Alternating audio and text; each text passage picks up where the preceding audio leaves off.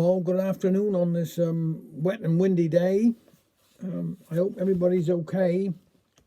I had somebody saying to me today that they think I keep moving my head too much. I said, well, that's to let you know that I know there's a recording, but I'm still breathing, and that's the most important bit of all. But I hope everybody's okay. Just take care. Now, I'm trying to sound a bit different today. I'm going to perhaps read this way if I can.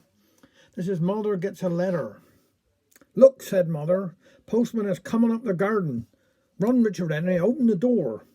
I know something was going to happen. I had a dream last night. Dreamed I had a fortune left me. How? Dreams are funny things, remarked Feather. I dreamed once I found a shilling. How? You didn't tell me nothing about it, said Mother. Sure enough, when I was going work, I saw something shining in the road.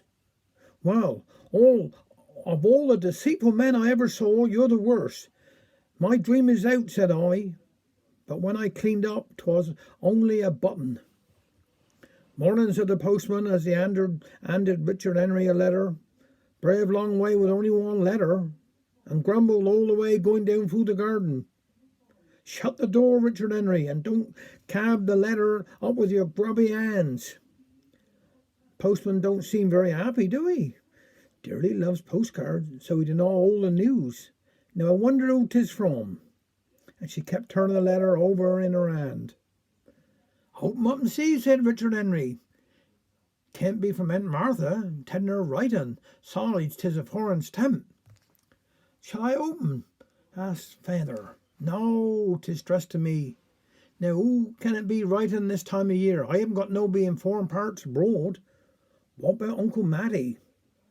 I wouldn't give much for your fortune. Don't you dare say nothing against my brother Matty. He's one of the best. He's one of the best I do know to eat a pasty. I'd say he wish he had a throat half a mile long so he could test and all the way going down home. I shall never forget when uptime meeting when the parson asked him if he would like a serviette. He said he was most about full up, but he would try and have half one. I can remember Uncle Matty, said Richard Henry. When Mother asked him to say grace one Sunday dinner time, he said, the Lord bless us and keep us all alive. There's 10 of us to dinner and had enough for 5. I don't care what anybody to say about him. I'd have called him a brave man. He joined up in the First War, said Mother as she wiped her eyes. I know, said Richard Henry. Battle of Hastings. Wrong, said Mother. He went through. Well, are you going to open the letter before I go work, said Feather. Yes, suppose here goes. Don't tear the stamp, said Richard Henry. I do want 'em. Hark! My dear Lizzie Ann. 'Tis from my dear brother Matty. I know 'tis. He'd always call me Lizzie Ann. I now take my pen in hand. Wouldn't take in his mouth, suppose, said Feather. To write to you these few lines to let 'ee know I'm coming home. Where's my aunt, said Feather. That's enough for me. I don't want to hear any more. Get my bed ready for me. Don't wait till you get this letter, as I shall be sailing next week. More trouble, said Father, as he found his hat. I struck luck and made heaps of money. What's that, said Feather. Read that again. And off came his hat. I struck luck and made heaps of money. No more for the time, with love from your brother Matty. Well done.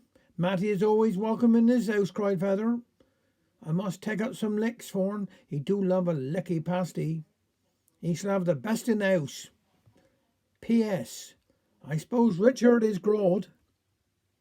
What are he screeching for, Mother? Asked Richard Henry. To think about it, only last week I gave away his old coat and trousers. This is a little poem now by David Prowse. It's called Feather. A feather is someone with hairs on his arms, who peers in your crib from above. His voice is as deep as the slumber you sleep, surrounded by symbols of love. He wears heavy boots and a cap with a peak, and he always has something to do. For his horses and cows and his piglets and sows, and more other needy things than you. He talks to your brothers and sisters and mum. as though he was lord of the land. And he passes you by till you reach for the sky. Then he kneels and he stretches his hand. And the hand is like leather that's dried in the sun, but somehow you don't feel afraid.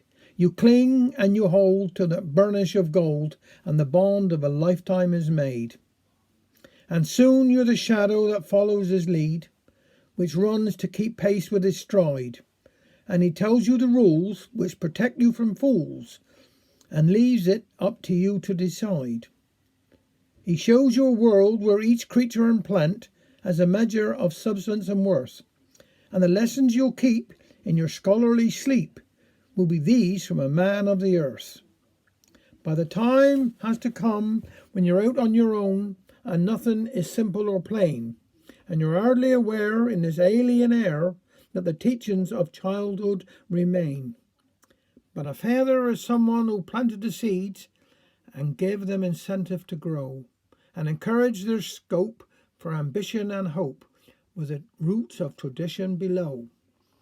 And when you return now and then to the fold, he listens before he'll advise, and you'll ask yourself how, with a tractor and a plough, he became so incredibly wise.